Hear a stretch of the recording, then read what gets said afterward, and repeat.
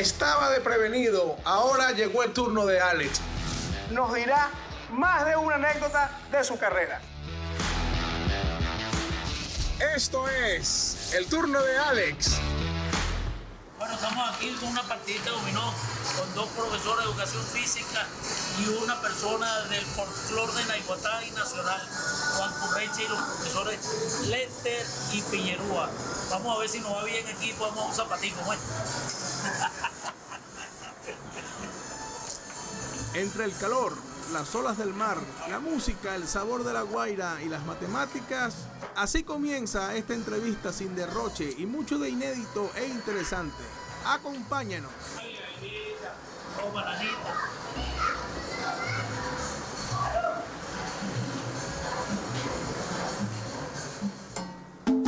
No sabemos decir cómo estás o Serhu Boch. Aquí estamos en este hermoso pueblo. La playa, el ambiente, el aire, el calor, la parte humana de toda esta gente que está por aquí. Entonces el Serhu Boch no existe, ¿verdad? No, ahora es pura arena, playa y estudio. Ahora, si te pongo a coger... Servus. Si te pongo a coger una sopa goulash y una arepa con cochino frito. No, la arepa, indudablemente. ¿Con cochino o con cochina? Aquí está la cochina, ¿ves? Esto se llama la cochina en el dominó. Nelson, gracias por atender nuestra invitación. Bueno, recordar es vivir, ¿no? Dicen que a las matemáticas son perfectas. ¿Tú consideras que eso es una realidad? Bueno, no, nada es perfecto, exceptuando las cuestiones religiosas de Dios, ¿no? Que el tiempo es perfecto. La matemática es lo que es evolutiva, cada vez se van desarrollando nuevas formas de pensar, nuevos resultados que en una época uno creía que iban a ser imbatibles y de repente, bueno, aparecen gente con nuevas ideas y nuevos conceptos, nuevas nociones y permanentemente es una actividad muy continua. Y algo muy importante es que le sirve de soporte a muchas ramas del conocimiento, ¿no? Como la economía, como la finanza, la biología, las áreas sociales. En general, pues, la matemática es como el soporte del conocimiento de varias profesiones académicas. Ahora, cuando miramos atrás, vemos a Nelson, que de papá de Vargas, mamá del estado mirandino, naciste en Caracas, pero te sientes más identificado con La Guaira. Bueno, me siento identificado con tres regiones. Primero la región del nacimiento, caraqueño, de la maternidad Concepción Palacio, como nacíamos en aquella época, casi todos los caraqueños, ¿no? Y luego, bueno, el epicentro eran madre y padre, ¿no? Por parte de papá aquí el pueblo de Naiguatá, y por parte de mamá el pueblo de Charallave. Ambos con sus características diferentes. Uno de los valles del Tuy, con su río, con su valle, y aquí con su playa, con su río también, y con su forma cultural diferente. Allá, por ejemplo, en la parte musical está lo que llaman el golpe tuyero. Correcto. Que se toca que se llaman canto, la maraca y un arpa, ¿no? Un arpa tuyera. Aquí es parranda, salsa y merengue. Entonces son complementarios. Claro, entonces por parte de papá te tocó bailar aquí y por parte de mamá te tocó bailar allá. Bueno, mira, por parte de mamá, a mí me encanta la música tuyera y por lo tanto, bueno, me gustaba mucho la parte de la maraca tuyera y afortunadamente pude aprender algunos toques importantes en maraca, ¿no? Y aquí se toca mucha percusión e instrumentos que llaman de viento, metales, pues, claro, como dice la gente por aquí. Bueno, y tuve la oportunidad también de darle algunas cuestiones de tambores y cuestiones de parranda de San Juan, San Pedro, de todos esos santos. Por suerte tuviste la dicha, ¿no? Entonces tener el oído musical también de ambas familias. De ambos estados, de ambas familias. De ambas familias, porque por parte de madre yo tuve primos que tocaban trombón. Caramba. Y por parte de papá, mi abuelo, por ejemplo, tocaba violín y guitarra. Mi abuelo, el papá de mi papá. Del señor Vicente. Sí, mi papá, de Vicente Emilio. Y bueno, yo le doy un poco a la percusión y un poco a la maraca ahí. Ok, ahora, claramente todo niño, ¿no?, ve a sus ídolos deportivos, ¿no?, en el pasar de los años. No fuiste la excepción. Tengo entendido que tú practicaste el voleibol, tengo entendido que tú corriste pista y campo, también estuviste en el boxeo. ¿Alguna vez soñaste verte identificado con uno de esos juegos? Bueno, mira, con todo básicamente, porque al caraqueño le gustaba mucho ir al universitario, ¿no? A un juego Caracas-Magallanes, No, no. Caracas-Los Tigres, Caracas-La Guaira. Y bueno, en aquella época casi todos los grandes ligas jugaban aquí en Venezuela. Correcto. Entonces era un béisbol agradable y de calidad. Y en la parte de pista, bueno, mira, yo muy amigo de algunos deportistas de pista, que algunos ya fallecidos como Héctor Thomas y algunos grandes corredores como Arquímedes Herrera. En el caso de Arquímedes practicaba ya en coche, en el polideportivo. Entonces, bueno, eso nos daba. Y el boxeo, bueno, era muy popular en esa época. En casi todas las parroquias se hacían las peras, el saco, en una esquina. Entonces uno empezaba a hacer los primeros pasos de unos golpeaditos ahí, por si acaso, cualquier peleita que saliera. En defensa propia. Por si acaso uno tenía alguna técnica ahí defensiva más que ofensiva, ¿no? Sí nos contaron, o me hicieron saber a mí de muy buena fuente, que no todo en la casa de Nelson fue opulencia lucrativa. Te tocó patear la calle en el trabajo. Supe que trabajaste en una quincalla, supo que trabajaste en el Paseo de los Próceres. O sea, había la manera de buscar el sustento porque... Ale como que está bien dateado. Mira, no vale, mi familia humilde. Recuerdo que vivíamos primero en los Jardines del Valle, en la calle 2, cerca de un barrio que se llama La Pedrera, arriba. Ahora hay una escuela muy ahí nos pasamos jugando algún deporte, jugando metra. De ahí nos mudamos a otro barrio del Valle, llamado La Ceibita, vivíamos en una pieza muy pequeña. Imagínate tú. Después fuimos, bueno, avanzando en el estudio y avanzando en el conocimiento. Yo tuve afortunadamente, mira, una madre muy cariñosa, que en paz descanse, que nos dio siempre mucho amor. Y tuve un padre que leía mucho, increíblemente, hasta los 100 y pico siguió leyendo.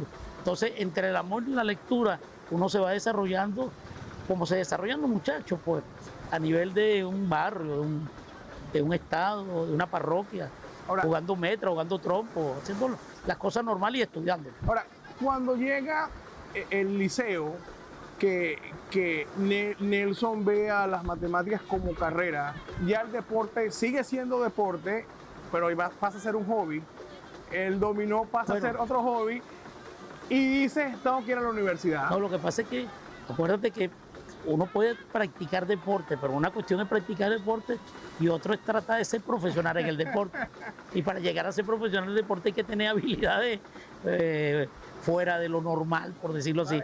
En cambio, el estudio es leer, perseverar, seguir continuamente trabajando. Y bueno, yo tuve algunas habilidades para la matemática. Yo tuve un tío por parte de mamá que se murió muy prematuramente, que era matemático también. Entonces, bueno, entre el estudio que él hacía, el padre que leía, la madre que era amorosa, uno se va como formando, ¿no? Y aparentemente tenía habilidades, porque mi mamá me enseñó algunos exámenes de primaria, chicos, y en casi todas las cosas que eran de matemáticas salía bien. Salía bien. No, mira, fue bien interesante, porque yo salí de bachiller en el año 72. A mí lo que me provocaba en esa época era andar por ahí viajando. Tiempo de recesión. Y entonces agarré y me fui a recorrer pidiendo en esa época lo que llaman botella, cola, pues.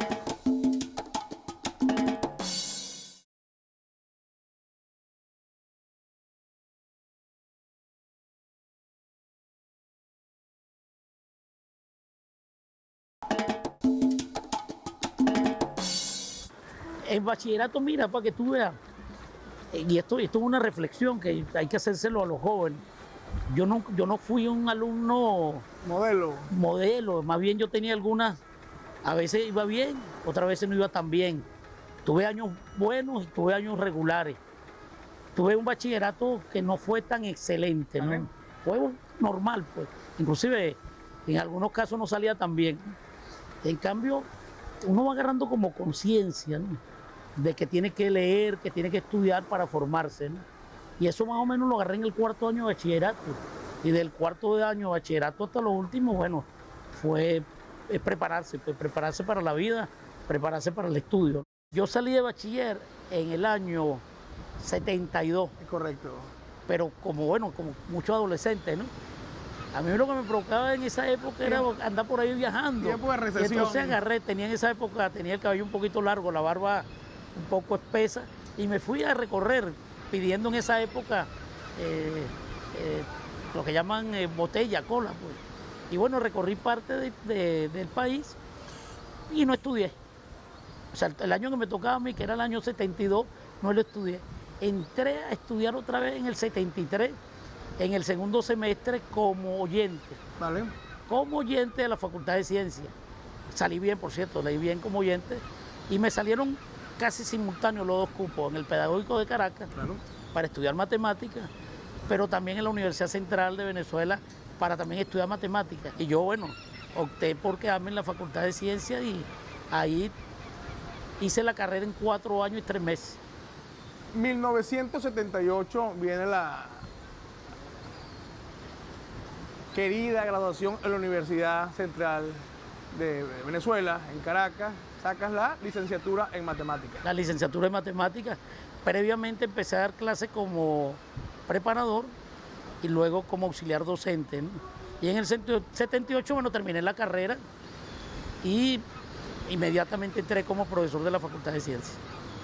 Para esos entonces existía una beca llamada Gran Mariscal. Habían varias formas de ir a estudiar aquí internamente o estudiar en el exterior. En la universidad, todas las universidades tienen un consejo de desarrollo científico y humanístico. En este caso, a mí me becó, en la primera fase de mis estudios doctorales, el Consejo Científico y Humanístico de la Universidad Central de Venezuela. En la Universidad Central había un programa de intercambio no solamente estudiantil, sino también de profesores, ¿cierto? De profesores y de investigación. O sea, invitaban profesores de diferentes nacionalidades del mundo que tenían muchas cosas que decir en varias áreas del conocimiento. Entonces, bueno, venían muchos intercambios de profesores, tanto nacionales como internacionales, y la universidad tiene convenios con universidades del mundo. ¿Cómo se entera Nelson que ya no es una beca deportiva, sino netamente intelectual? Yo en el año 82 pensé irme para Estados Unidos, ¿Vale? para la Universidad de Berkeley. En esa época fue que sucedió la devaluación de la moneda y bueno, eso trastabilló los estudios correspondientes porque estaba complicado el asunto de aquel. Llegaron unos profesores de la Universidad Científica de Budapest. Hay uno que para descanse también, que fue mi tutor, que le agradezco mucho por todo lo que me enseñó, que es Ferenc Sigeti. También vino Zoltán Vargas y otros. Entonces con ellos empezamos a hacer temas de investigación y bueno, un grupo de venezolanos se fueron antes que yo y otro grupo de venezolanos se fueron al mismo momento que mi persona. Entre ellos el actual decano, el señor Ventura Echandía. Ventura Echandía, sí, ¿cierto? nos fuimos en el mismo viaje, que por cierto nos pasó cosas curiosas. No siempre pasa cosas curiosas. Bueno, yo nunca había salido de mi país en esa época. Creo que lo máximo que había ido era aquí cerca de la frontera de Venezuela, en Cúcuta. Y pidiendo cola, ¿no? No, acuérdate que uno... Entonces salimos y nos vamos vía España, ¿no? Y de España vamos vía Alemania, Frankfurt. Y en Frankfurt, bueno, nos dejó el avión. Y entonces el idioma, bueno, pues tuvimos que dormir en el aeropuerto, ¿no? Y en esa época habían problemas complejos en los aeropuertos, con las maletas, porque bueno, el conflicto político de aquella época. Acuérdate que estamos hablando años 80, ¿no? Mediados de 80 y cosas así. La Guerra Fría en su momento. La Guerra Fría más que fría, porque estaba caliente en algunos lados. No era tan fría, ¿no? Después nos fuimos por otra vía y bueno, con total que llegamos a donde teníamos que llegar, que era el destino, a Budapest, ¿no? Y para nosotros fue un cambio duro porque nosotros estamos en esta parte de Occidente que las edificaciones son más modernas, ¿no? allá son edificaciones más antiguas como casi toda Europa. Entonces, claro, y bueno, llegamos creo que en pleno verano, ¿no?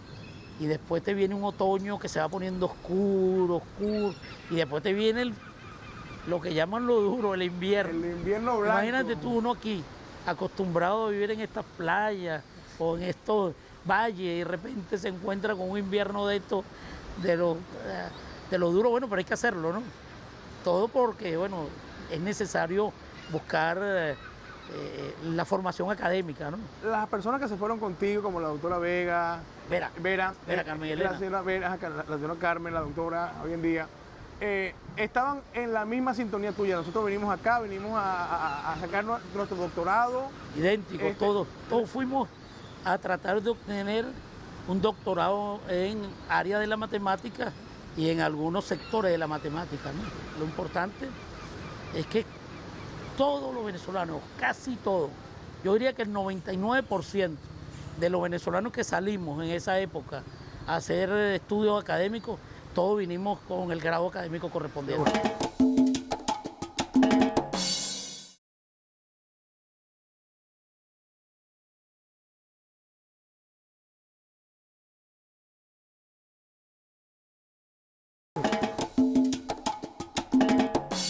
¿Tú sabías la magnitud o la calidad de personas que se habían graduado en la Universidad de Lawrence? En esa época no tenemos la información como ahora, ¿no? A uno le llegaban revistas, tenía que preguntar, porque ahora no, ahora tú te metes en las redes y tú investigas muchísimo, ¿no? Pero bueno, uno va preguntando y la universidad donde fuimos nosotros es una universidad muy robusta en varias áreas del conocimiento. Y en la ciencia lo es. Se llama la Universidad Científica de UAP, donde han pasado premios Nobel, grandes matemáticos del siglo XX. Y todavía, Hungría es un pueblo bien interesante porque son aproximadamente 12, 13 millones de habitantes y creo que han generado en ese pequeño espacio, con esa cantidad de gente, más de 10 premios Nobel en las diferentes carreras. Y bueno, es un pueblo que yo le debo mucho, le debo increíblemente parte de mi formación académica y bueno, indudablemente que también a la Universidad Central, a los profesores de la universidad. Y quiero explicarle, el doctorado ya era diferente, no era netamente de ir a clase, hacer examen. Habían dos tipos de doctorado. Tú podías hacerlo lo normal, asistir a clase, presentar examen, pero había otro doctorado que era netamente por tema de investigación. Entonces el requisito era, tú tenías que tener mínimo 3 publicaciones mundiales. Estando allá, Nelson, ¿tú pensaste en alguna vez tirar la toalla? Porque el problema es idioma. Bueno, ¿no? más de una vez, porque imagínate, uno llega a una ciudad como oscura, ¿no? Antigua, solo, porque uno estaba solo, ¿no? Mudo. Casi mudo, casi mudo. El idioma es... Hay algunas personas que dicen que el idioma lo inventó el diablo y borracho, imagínate lo difícil que es, ¿no? Pero aparte de eso, lo afectivo, mira, uno que viene de un núcleo familiar unido, con su mamá, con su papá, sus hermanos, sus primos, todo, y de repente se va, y bueno, está solo, y tratando de, pensando de que, bueno, uno tiene que venir con el grado académico, porque imagínate tú que uno se vaya y venga sin nada, ¿no? Y sobre todo si uno se siente entre esa posición entre otoño e invierno, es como una melancolía, porque para nosotros es melancolía. Los árboles pierden sus hojas. Uno aquí siempre ve verde, mire, todo está verde. Allá no, allá a cierto momento el verde se pierde y se queda eso marrón, oscuro. Entonces uno le da como el estado anímico diferente. Pero bueno, uno tiene que sobreponerse, ¿no? Hola Nelson, saludos.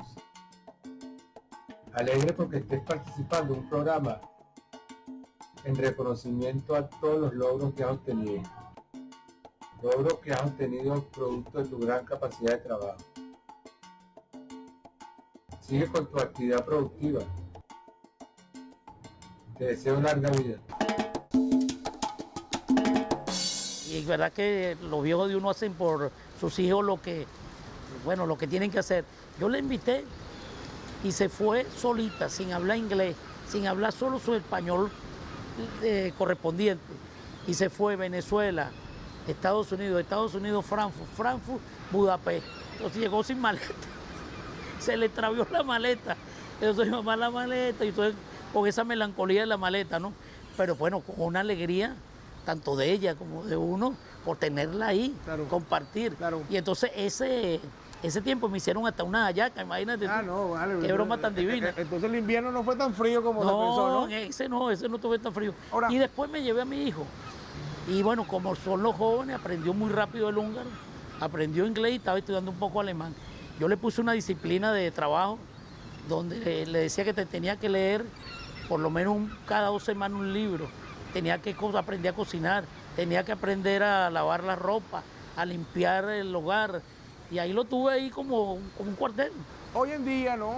El señor Sigeti, fallecido, tu tutor, tengo entendido que fue no solamente en la parte tutorial de tu trabajo, sino que él era bilingüe, ¿no? Gracias a él la comunicación para ti se hizo Bueno. más fácil, en teoría, ¿no? Porque tú, tengo entendido, se te hizo más fácil el inglés que el húngaro. Mira, la cuestión es bien interesante porque el idioma de ellos es muy fonético.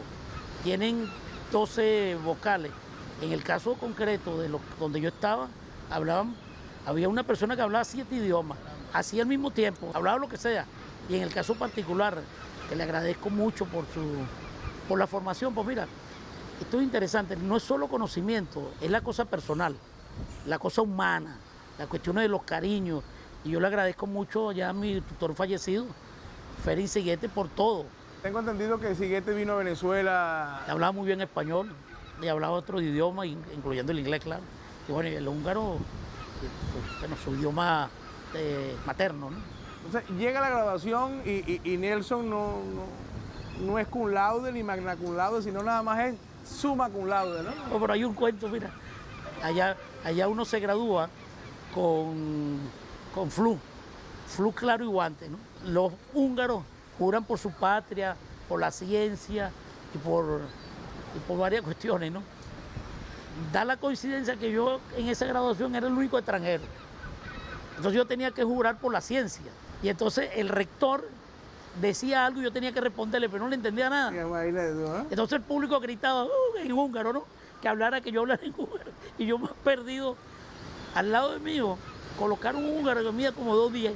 Nada más. O sea, ver como un poste. Y yo allá abajito, ¿no? Pasaron ese tipo de cosas curiosas, pero bueno, son los nervios, la cuestión. Total que salimos. Salimos con nuestro guante blanco, nuestro flucecito y con nuestro grado académico.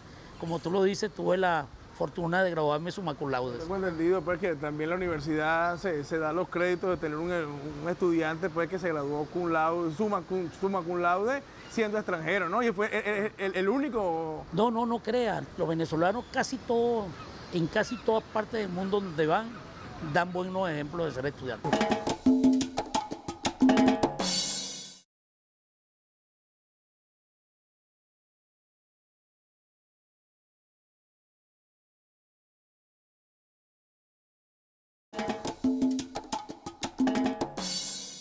Te vienes de Budapest a Venezuela de regreso, claramente con tu título, con una experiencia, con 4 años que no fueron en vano, claramente muy bien administrado.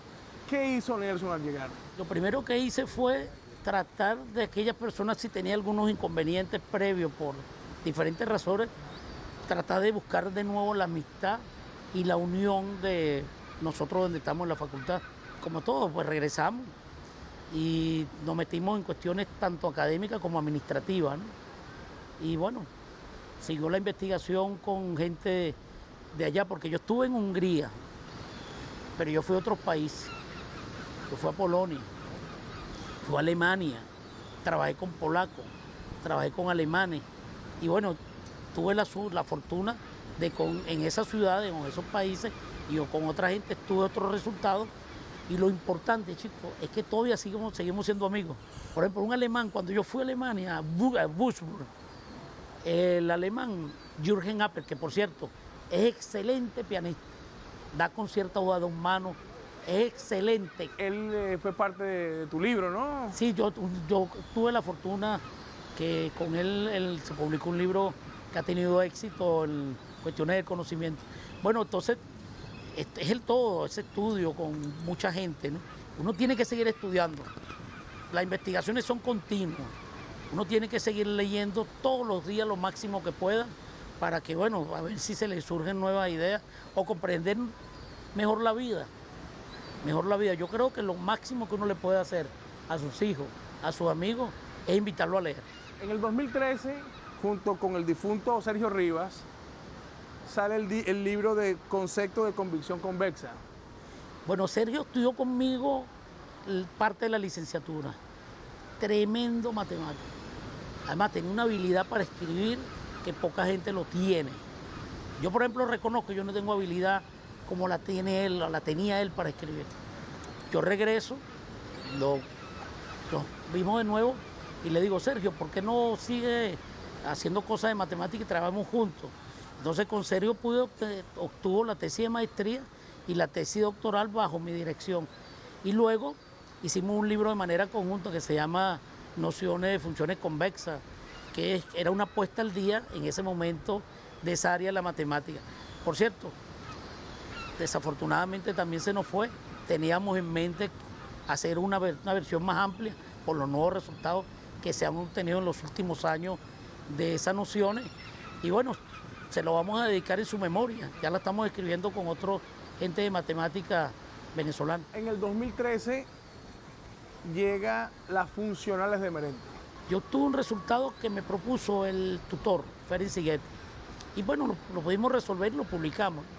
Cuando nos llega por correo electrónico un artículo de unas suecas y suizas que trabajan en conjunto y a unos operadores, ellas fueron los que le colocaron operadores funcionales de Merente. Pues. A uno como investigador, indudablemente es un gran honor que le pongan el nombre de algo que uno pudo hacer, en este caso por sugerencia del tutor de uno. Eso conllevó a beneficio de la ingeniería, en la parte financiera y en la parte de probabilidades también, ese estudio tuyo. Bueno, no ese estudio nada más, o sea, sino, yo por ejemplo tengo, y disculpen a lo mejor que voy a hacer como un poco poco modesto, yo tengo como 170 publicaciones mundiales. Entonces, cuando uno publica, es para que la gente se entere lo que se está haciendo y para seguir avanzando en el campo del área que uno trabaja. Entonces, eso los otros investigadores lo revisan y si les sirven para apuntalar su investigación, lo citan a uno. Entonces, en el caso de las cosas que hemos tenido nosotros, nos han citado gente muy valiosa de la MIT en cuestiones de robótica, nos han citado gente de Francia. Ahorita acaba de llegar una cita bien interesante que tiene que ver con el movimiento embrional, o sea, cómo se están moviendo las células, cómo se forman los humanos, cómo se forman los tumores, cómo se forman las plaquetas, se llaman movimientos celulares y nos citan ahí en uno de los trabajos que nosotros tenemos, que no es de biología, tampoco de medicina, es de matemática, pero para uno estudiar algunos aspectos de la biología, de la medicina, de las ciencias sociales, uno sumerge esas nociones como en un gran espacio y necesita como ecuaciones, operadores. Entonces de eso se trata. Nosotros hemos trabajado y nos han citado porque los espacios con que nosotros hemos trabajado le han servido como marco teórico para poder hacer ellos las investigaciones correspondientes. Cuando tú hablas de ecuaciones y la cantidad de artículos y citas que internacionalmente han usado este estudio tuyo o los artículos tuyos que ya pasan de 100, te preguntamos cuál es la ecuación de la vida de Merente entonces. La ecuación busca el amor, la tranquilidad y vivir tranquilo. Esa es la ecuación. La mejor ecuación que tiene la humanidad es el amor. La segunda mejor ecuación es convivir con su familia de manera armoniosa. Y la tercera, vivir en tranquilidad, paz espiritual.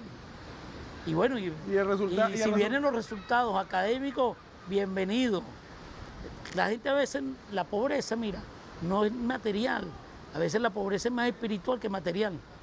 Yo conozco gente que tiene más recursos y viven como tristes, viven como, no sé, alterados. Y uno puede vivir en comodidad, claro, no en la pobreza, pero puede vivir en la comodidad, viviendo tranquilo espiritualmente. Mira, esto es lo mejor. Aquí estamos donde unos amigos que tienen su negocito, aquí hacen la cuestión, aquí estamos sentados, está la playa, está la gente. Con aquel frío atrás, ¿no? Aquí sabroso. La naturaleza. Mira, los humanos tenemos los 5 sentidos. Aparte de eso, podemos recordar, podemos amar, podemos sentir. ¿Qué más le vamos a poder nosotros pedir? Hasta los recuerdos de la infancia, uno lo puede como una película, pues tú puedes ir para corregir, para vivir, para volverte a equivocar, para no equivocarte. Tienes todo. Tú hablas de la infancia, ¿no? Y claramente es una remembranza de vida que literalmente estamos haciendo acá, ¿no? ¿Tú imaginaste, Nelson, que tú de niño ibas a ser el tercer mejor matemático de Venezuela? Bueno, no el tercero, el tercer más citado. Y por las situaciones que vienen los... Mejor o peor, tú sabes que eso es muy relativo. Claro. Pero lo que sí es objetivo es la cantidad de citas porque es numérico. Yo soy el tercer más citado. La vida es continua, uno nunca se imagina lo que va a ser en 70 años, lo que va a ser en 50. Uno trata, lo primero, como te digo, vivir en armonía, vivir en amor con la familia de uno. Y bueno, y se va desarrollando. Y en el caso, yo tuve la fortuna que sí parece que tuviese habilidades para esa carrera que escogí, que si volviese a nacer la vuelvo a agarrar. Esto, el dominó, es una ciencia también de probabilidades y algo de suerte cuando uno pique y agarre, ¿no? Pero eso también es numérico. ¿Sabes que en el dominó hay varios principios, ¿no? Bueno, uno es la levantada, después hay uno que se llama evitar, cuadrar Y ganar, ¿no? y bueno, tiene que ganar.